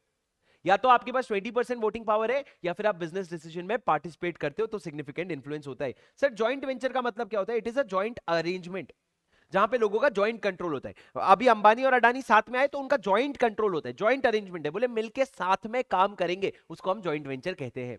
ठीक है सर, यहां पे एक लाइन है जो आपको फिर से दिखेगी, क्या लिखा है? Clarification, shares held by a company in another company in fiduciary capacity shall not be counted for the purpose of determining the relationship of associate company। अगर आप fiduciary capacity में होल्ड करते हो, सर मैं एक शब्द है fiduciary capacity, fiduciary capacity।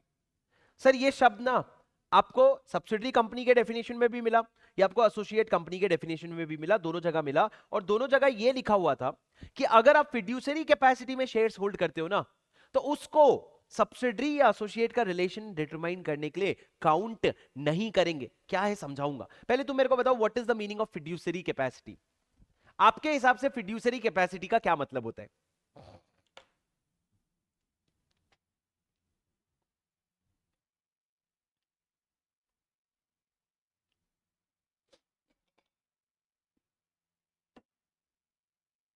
Sir ये 20% वोटिंग पावर का परसेंटेज है। हाँ जी हाँ, देखो बिल्कुल ये 20% टोटल वोटिंग पावर का परसेंटेज है। ठीक है सर, फिड्यूसरी कैपेसिटी मतलब क्या पता है? फिड्यूसरी कैपेसिटी मतलब कैपेसिटी ऑफ ट्रस्ट। ट्रस्ट मतलब भरोसे पे, भरोसे पे मतलब सुनो भाई, अगर मैं अपने दोस्त को मैंने बोला भैया सुन सुन, अभी मैं घर जा रहा हूं, ठीक है अभी मैं घर जा रहा हूं, तो पुणे में मेरी कार रखी हुई है, ये जो कार है ना मैं तेरे पास रखवा देता हूं, जैसे ही तू इसका थोड़ा सा ध्यान रखना, जैसे ही मैं पुणे वापस आऊंगा ना ये कार मेरे को दे देना। तो ये जो कार मैंने अपने दोस्त को दी, क्या मैं इसको ये समझू कि मैंने चंदा चैरिटी कर दिया, मेरे दोस्त का हो गया वो? प्रैक्टिकली हाँ, क्योंकि नालायक है, वापस तो वो देने वाला है नहीं। पर दोस्त अगर मैंने ये बोला कि भैया मैं आऊंगा मेरे को वापस कर देना, तो नॉर्मल सेंस में this is a relation of, this is a fiduciary relationship, जहां पे वो मेरी कार को मेरे भरोसे पे होल्ड कर रहा है। मतलब क्या, उसको कार का ध्यान रखना पड़ेगा। पर क्या कार उसकी है? नहीं।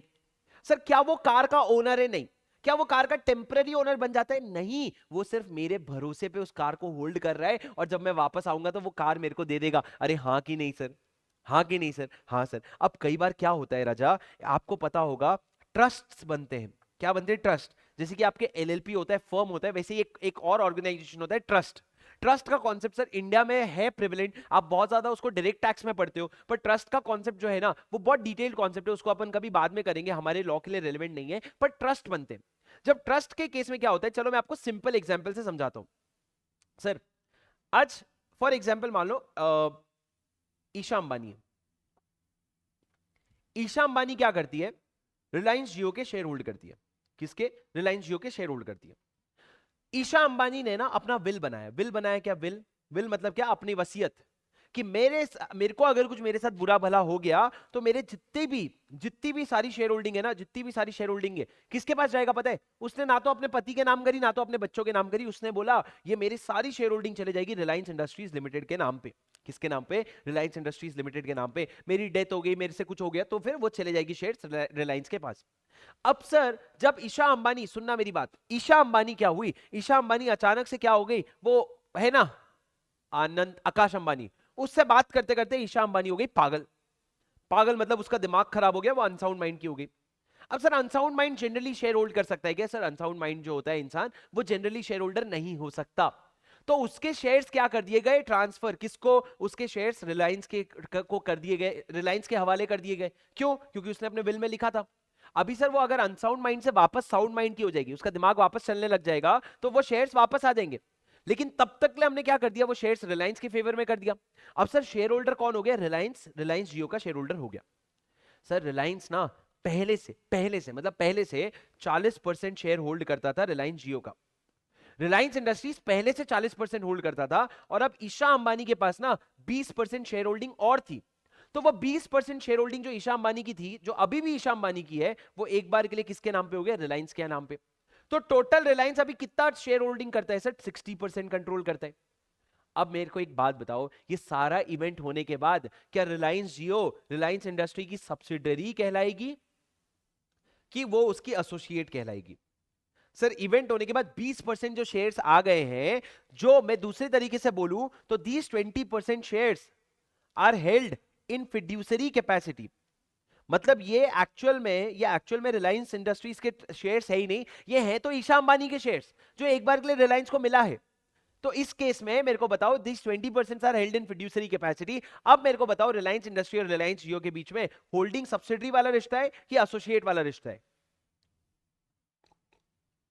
Sir the answer is associate वाला रिश्ता है। क्यों? क्योंकि 50% से कम और 20% से ज्यादा होता है तो हम एसोसिएट कहते हैं। और यहां पे आप टेक्निकली 40% को देखोगे, ये 20% को काउंट नहीं करोगे। मेरे को बताओ क्यों नहीं करोगे सर, मेरे को बताओ क्यों नहीं करोगे? आप इसलिए नहीं करोगे क्योंकि राजा सुनना, ये जो 20% है ये तो अभी भी ईशा अंबानी के हैं ना। आपने टेम्पररी बेसिस पे क्या कर दिया, रिलायंस के नाम पे कर दिया, पर शेयर्स किसके हैं, ईशा अंबानी के। कंट्रोल किसके पास है, ईशा अंबानी के पास होना चाहिए आइडियली। आप तो सिर्फ उसके भरोसे पे होल्ड कर रहे हो ना। जैसे मैं जब पुणे में, मान लो सर फाउंडेशन में जो अपने अमन खेड़िया सर है, अमन खेड़िया सर है ना अपने फाउंडेशन में, तो मैंने मान लो अमन सर के नाम पे मेरी, अमन सर के पास मेरी कार छोड़ के गया मैं पुणे में, तो भैया उससे अमन सर ओनर नहीं बन जाते। अमन सर क्या बनते हैं, सिर्फ बताओ ना राजा क्या बनते हैं? अमन सर ओनर नहीं बने हैं, अमन सर सिर्फ और सिर्फ क्या बने, उसके एक बार टेम्पररी शेयर होल्डर, टेम्पररी कार के टेम्पररीली उसको वो अपने पास रख रहे। तो सिमिलरली यहां पे रिलायंस शेयर होल्डर बना नहीं है, तो ये 20% को काउंट नहीं करेंगे जब आप सब्सिडरी का रिलेशन निकाल रहे हो। सिमिलरली मान लो अगर ये 40% की जगह 10% होता, ये मान लो 40% की जगह 10% होता, और टोटल कितना होता 30%, तो अब ये 20% आने के बाद क्या आप रिलायंस की एसोसिएट बना देते रिलायंस जियो को? बिल्कुल भी नहीं राजा। आप ये 20% को तो इग्नोर ही कर दो। ये 20% आप रिलायंस के खाते में नहीं, आप ईशा अंबानी के खाते में जोड़ना।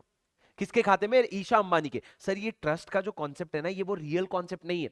ट्रस्ट का रियल कॉन्सेप्ट बहुत डेप्थ में होता है, जो डिस्कशन करने में 20-25 मिनट लग जाएंगे, पर ये एक लाइन के लिए इतना डिस्कशन वर्थ इट नहीं है। आपको सिर्फ ये समझना है कि फिड्यूसरी कैपेसिटी में, मतलब किसी और के भरोसे पे अगर शेयर होल्ड कर रहा हूं ना, मतलब वो शेयर मेरे नहीं है, तो मैं जब कंट्रोल काउंट कर रहा हूं तो उस परसेंटेज को मैं नहीं लूंगा। आज अगर रिलायंस इंडस्ट्री खुद के दम पे 40% होल्ड करता है और फिड्यूसरी कैपेसिटी में 20% आ रहे हैं, तो वो 20% को मैं एसोसिएट निकालते वक्त या सब्सिडरी निकालते वक्त काउंट नहीं करूंगा, वो मेरे है ही नहीं भाई। बस बात खत्म कर रहा हूं यहां पे, बोलो समझ आया क्या? हम्म, आ गया सर। और सर उसके साथ साथ लगे हाथ एक बार 246 देख लो, होल्डिंग कंपनी। बताओ, एग्जाम ओरिएंटेड बैच। हाँ, को पूछता है सर इन डेप्थ कवरेज होगा क्या? नहीं, इससे ज्यादा डेप्थ है ही नहीं भाई।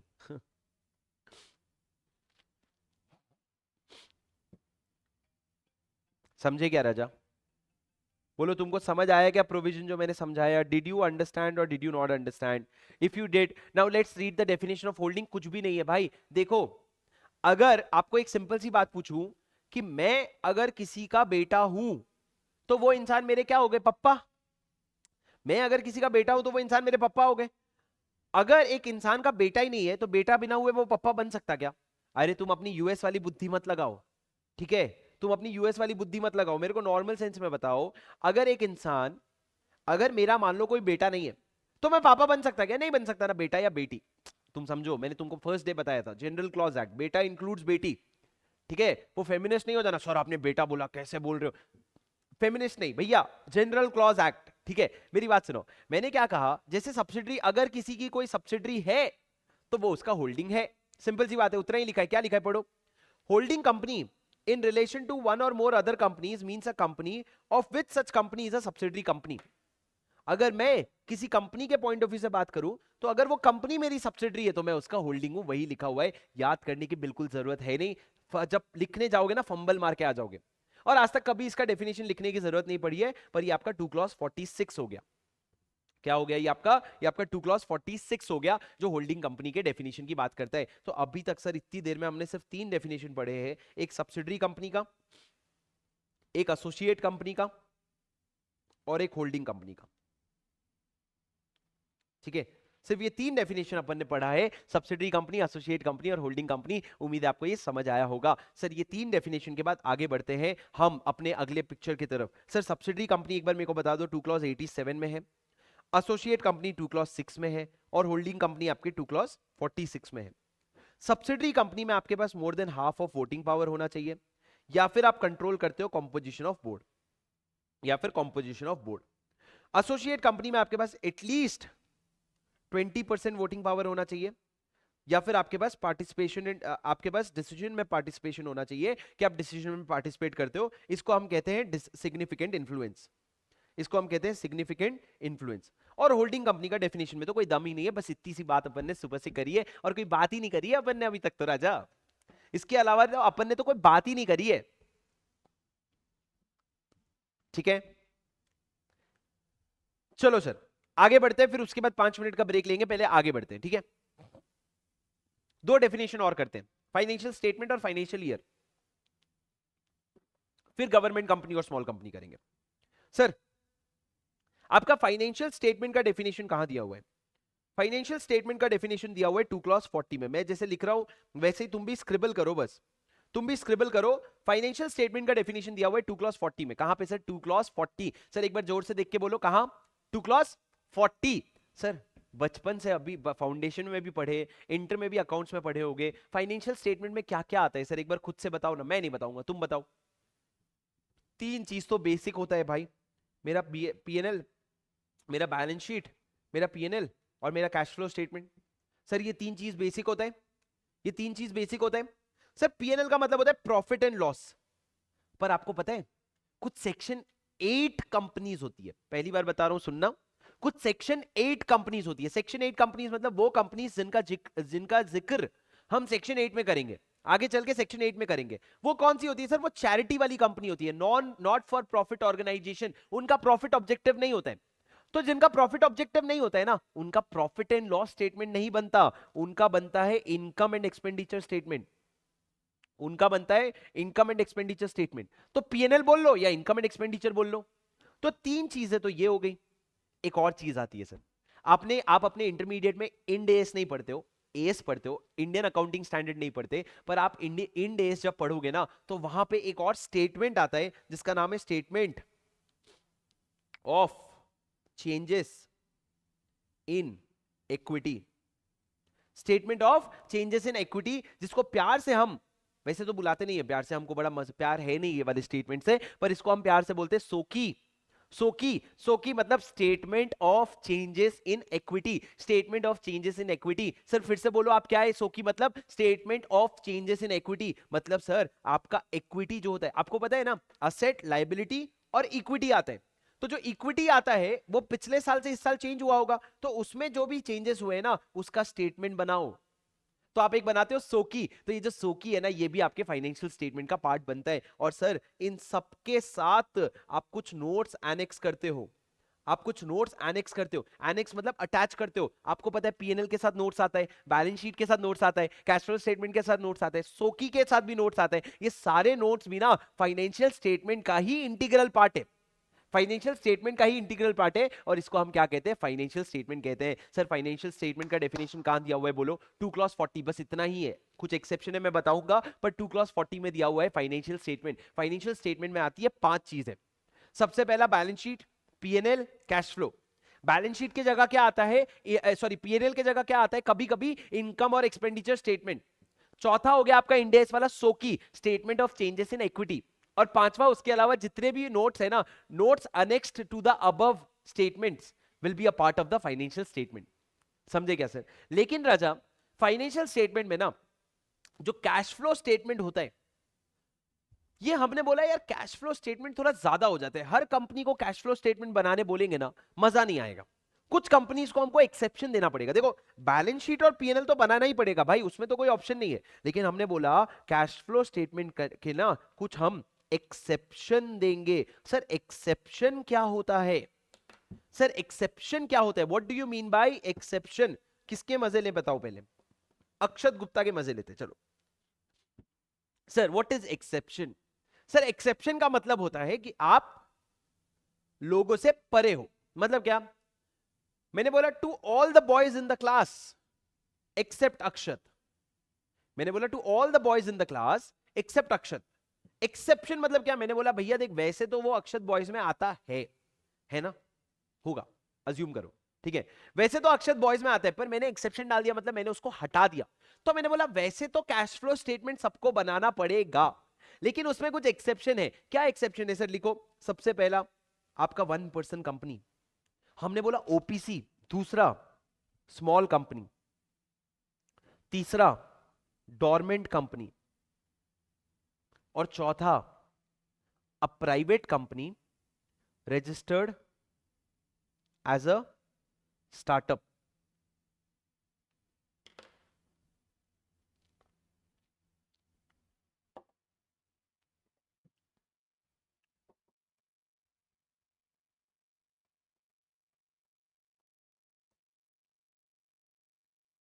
आपको कैसे पता जिष्णु?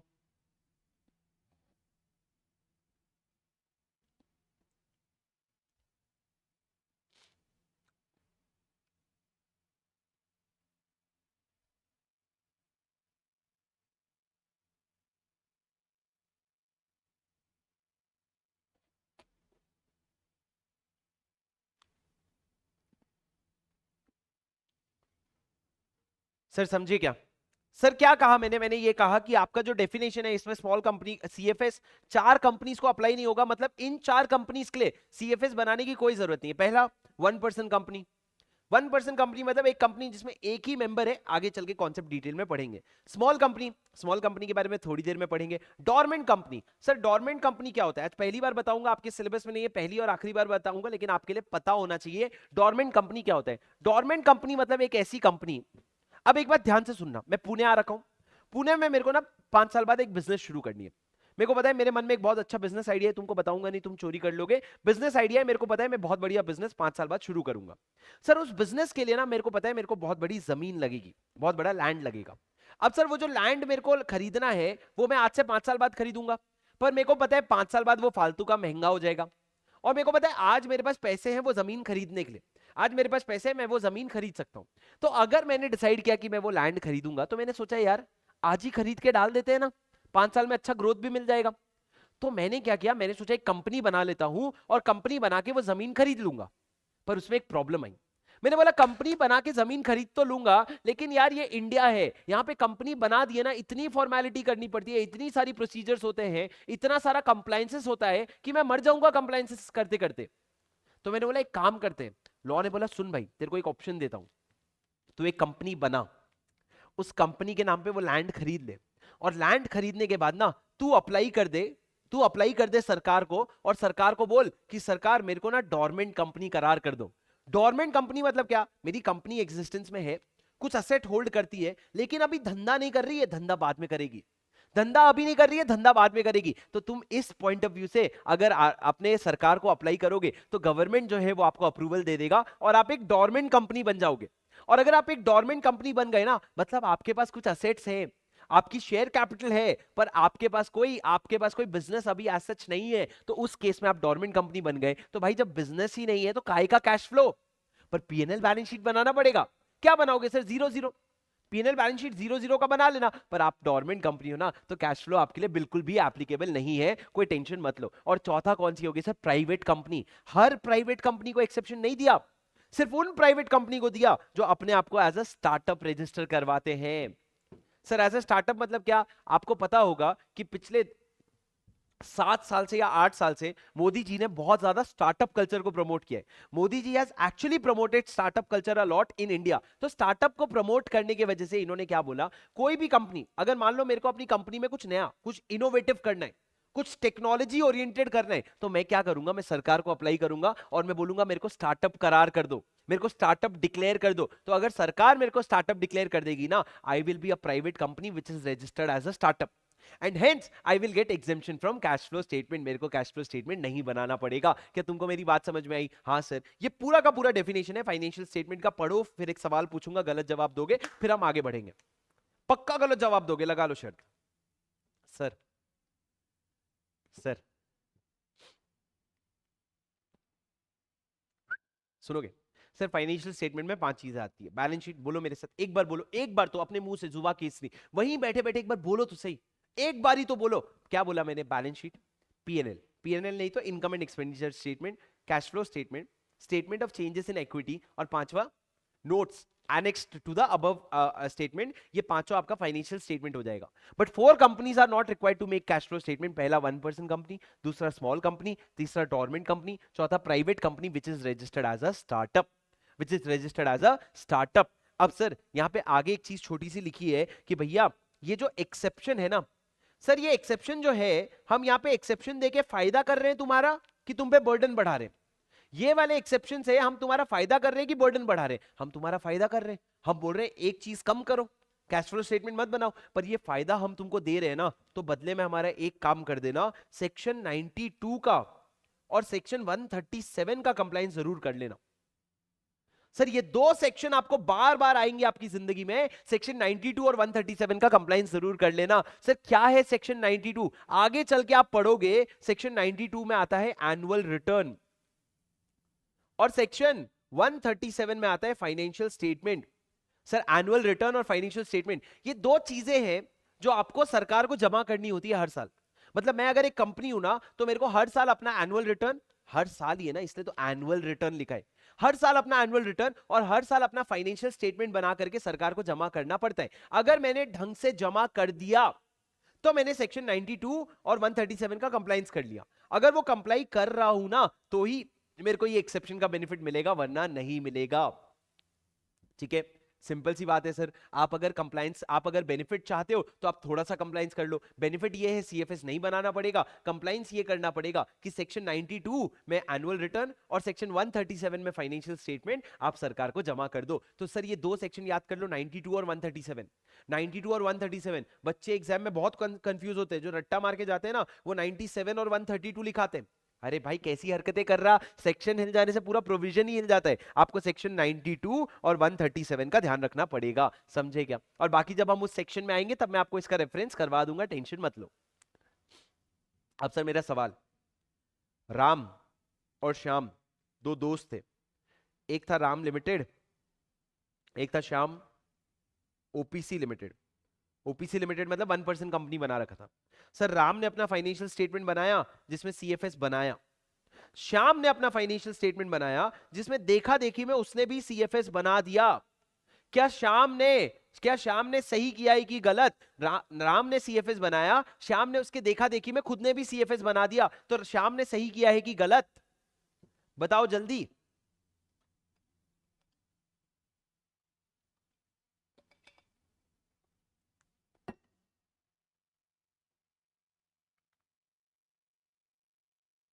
ठीक है भाई शुभम भाई।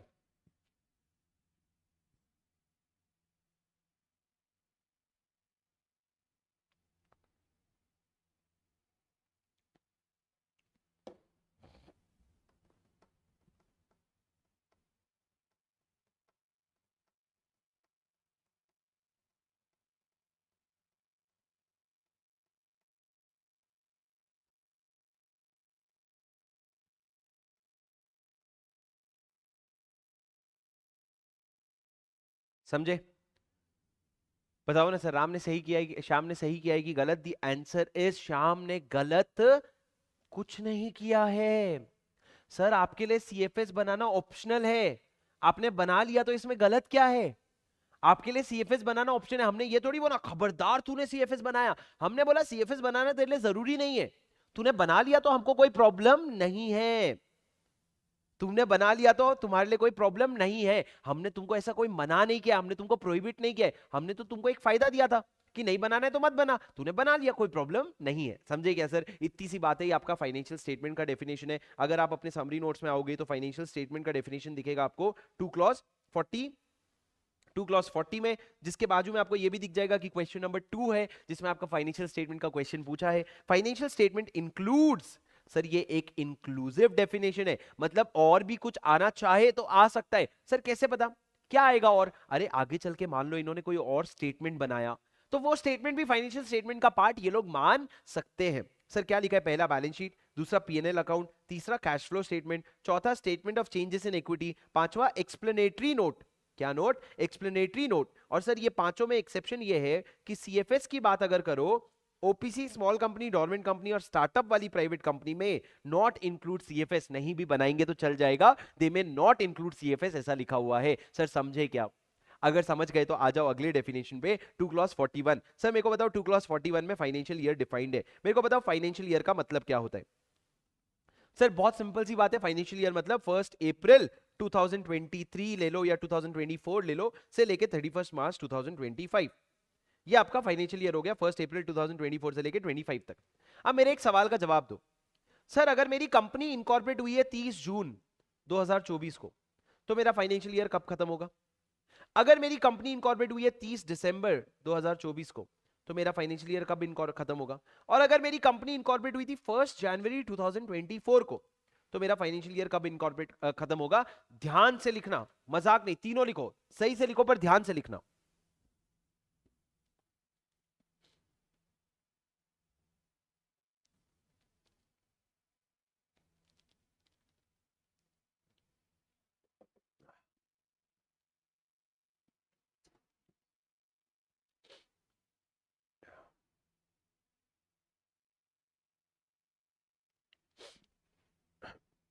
सर ध्यान से लिखना एकदम देख के।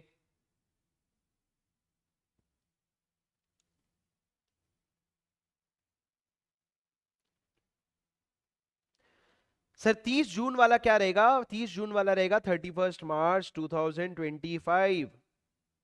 30 दिसंबर वाला भी क्या रहेगा? सर हमेशा फाइनेंशियल ईयर अगले साल खत्म होता है, तो यहां पे रहेगा 31 मार्च 2025। लेकिन सर अगर आप 1 जनवरी वाली बात करो तो इसका 31 2024 के बाद रहेगा 31 मार्च 2025। यहां पे भी 2025 आएगा, अगले साल खत्म होता है। एक चीज याद रखना, फाइनेंशियल ईयर हमेशा अगले साल खत्म होता है। अगर अगर इस साल के 31 दिसंबर के पहले अगर आपकी कंपनी इनकॉर्पोरेट हो गई, तो आपका आने वाले 31 मार्च को आपका फाइनेंशियल ईयर खत्म हो जाएगा। आने वाले 31 मार्च को फाइनेंशियल ईयर खत्म हो जाएगा। लेकिन अगर 31 दिसंबर के बाद इनकॉर्पोरेट हुई है, तो फिर भैया वो इस साल नहीं, अगले साल के 31 मार्च को खत्म होगा। मतलब अगर इस साल के 31 दिसंबर के पहले हो गया तो अगले साल के 31 मार्च में खत्म हो जाएगा। लेकिन अगर 31 दिसंबर के बाद इनकॉर्पोरेट हुआ है, मतलब 1 अप्रैल 2 अप्रैल 1 फरवरी 1 मार्च ऐसे कभी इनकॉर्पोरेट हुआ है, तो वो अगले साल के 31 मार्च को क्या होगा? आपका फाइनेंशियल ईयर खत्म होगा। अरे मेरी बात समझे क्या? ठीक है सर। अभी मेरे को एक बात बताओ सर, कभी कभी क्या होता है, कंपनीज इंडिया के बाहर इनकॉर्पोरेट हुई होती है, कभी कभी इंडिया के बाहर की इनकॉर्पोरेट है। मतलब एक टेस्ला आईएनसी करके कंपनी है जो यूएस की कंपनी है, और उसकी इंडिया में एक सब्सिडरी है टेस्ला लिमिटेड। Tesla limited. अब सर आपको पता है ये सब्सिडरी कंपनी है, और आपको पता है ये सब्सिडरी कंपनी का जो बुक्स है, फाइनेंशियल स्टेटमेंट है, ये जाके कंसोलिडेट होता है कहां पे? टेस्ला आईएनसी में। सब्सिडरी कंपनी का जाके क्या होता है? कंसोलिडेट होता है टेस्ला आईएनसी में। अब मेरे को एक बात बताओ, टेस्ला आई लिमिटेड जो है ये फाइनेंशियल ईयर फॉलो करता है 1 अप्रैल 2024 से लेके 31 मार्च 2025।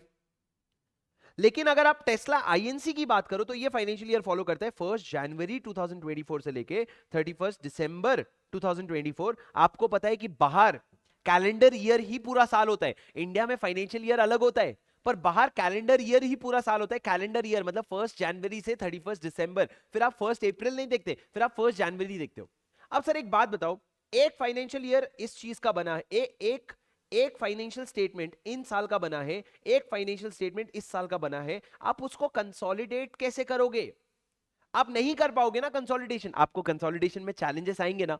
हाँ सर, क्यों? क्योंकि सर एक कंपनी है जो इंडिया के बाहर की है, इनकॉर्पोरेटेड आउटसाइड इंडिया है, और मैं उसकी सब्सिडरी हूं, तो कंसोलिडेशन में प्रॉब्लम इसलिए आ रहा है क्योंकि हमारा साल अलग अलग है।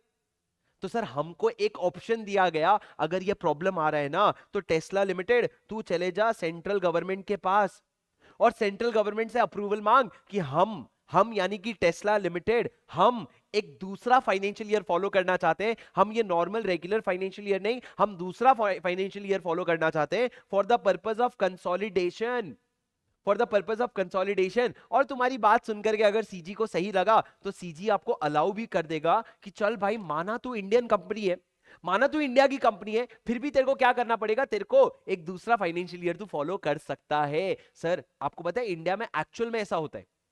मैंने एक कंपनी की ऑडिट करी थी, उस कंपनी का नाम था वॉलम शिप मैनेजमेंट लिमिटेड।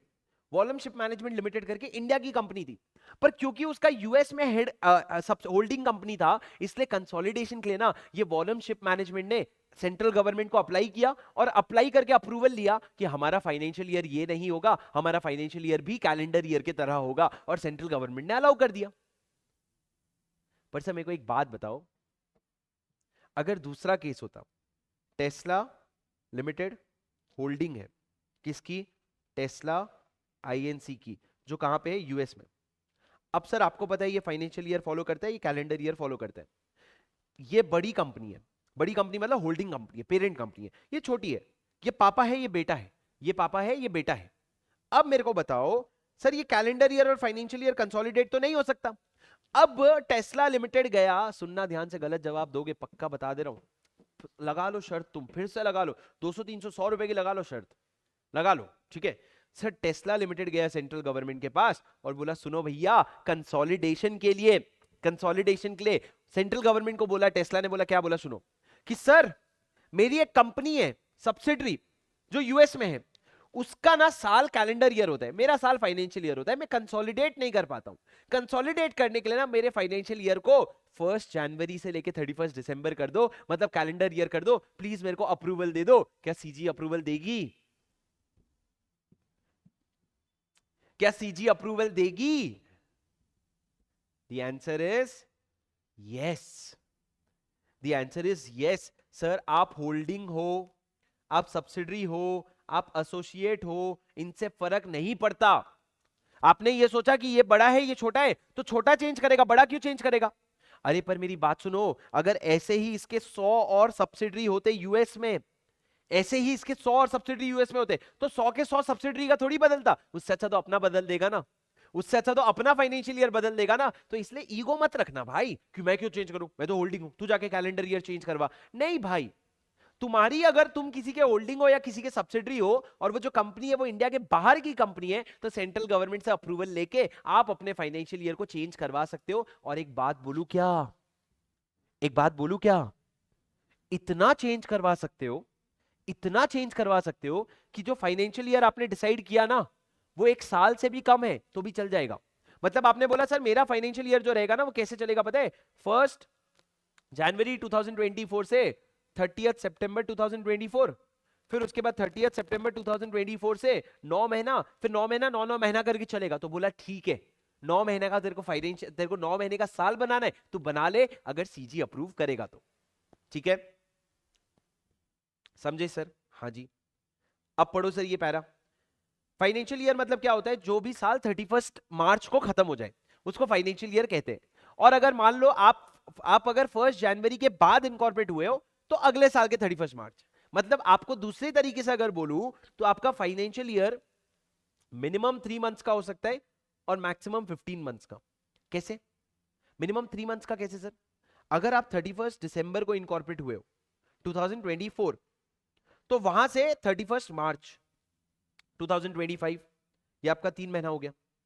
और मैक्सिमम 15 महीना कैसे? अगर आप 1 जनवरी को इनकॉर्पोरेट हुए 2024, तो आपका फाइनेंशियल ईयर खत्म होगा 31 मार्च 2025, तो मैक्सिमम 15 महीने का हो सकता है। ये बस इंटरप्रिटेशन है सर, लॉ में नहीं लिखा है। उसके बाद फिर क्या लिखा है, अगर आप एक कंपनी हो जो होल्डिंग है या सब्सिडरी है या एसोसिएट है, of a company which is incorporated outside India. अगर एक कंपनी जो इंडिया के बाहर इनकॉर्पोरेट हुई है उसके अगर आप होल्डिंग सब्सिडरी या एसोसिएट हो तो आप सेंट्रल गवर्नमेंट को अप्लाई करके आप किसी और पीरियड को अपना फाइनेंशियल ईयर बना सकते हो। You can request the central government to allow any other period as your financial year, और इस तरीके से आपका फाइनेंशियल ईयर बन जाएगा। सर आपको मेरी बात समझ में आई क्या? बहुत बेसिक सा डेफिनेशन है, पर आप देखो क्वेश्चन नंबर 4 में ये भी पूछा गया है। तो अच्छी बात ये है कि क्वेश्चन नंबर का रेफरेंस देख के तुम्हारा ध्यान थोड़ा बढ़ जाएगा कि भाई अगर मैं समरी नोट से पढ़ रहा हूं और समरी नोट से पढ़ते वक्त मेरे को ये दिख गया कि ये क्वेश्चन एग्जाम में आया है तो मैं फोकस बढ़ा दूंगा, और अगर मैंने फोकस बढ़ा दिया और मैंने ढंग से पढ़ा तो फिर क्वेश्चन बैंक पढ़ने की जरूरत नहीं बचेगी। तुमको मेरी बात समझ में आई क्या? Sir are you with me? Am I audible? Are you with me? Yes और नो बताओ, आर यू विथ मी? ठीक है, चलो एक 5 मिनट का ब्रेक लो, सिर्फ 5 मिनट का। 11:35 से मैं वापस कंटिन्यू करूंगा। मेरे को आपको government company, small company, listed company, बहुत इंपॉर्टेंट है लिस्टेड कंपनी, ओपीसी और एक दो और छोटे डेफिनेशंस बता करके ये चैप्टर आज खत्म कर देंगे। कोई बड़ी बात नहीं है, चैप्टर खत्म नहीं होगा, मतलब आधे डेफिनेशंस हो जाएंगे, बाकी आधे डेफिनेशंस अपन आगे आगे जैसे जैसे चैप्टर आएगा वैसे वैसे अपन डेफिनेशन करेंगे। जैसे शेयर का डेफिनेशन है, तो शेयर का डेफिनेशन आज क्यों समझे भाई? जब चैप्टर 4 में शेयर कैपिटल एंड डिबेंचर करेंगे तब शेयर का डेफिनेशन समझ लेंगे। ठीक है, अभी फिलहाल 5 मिनट का ब्रेक लो, 11:35 से कंटिन्यू करेंगे। जो रिकॉर्डिंग वाले बच्चे, आपका अगला लेक्चर में शुरू हो जाएगा। ठीक है।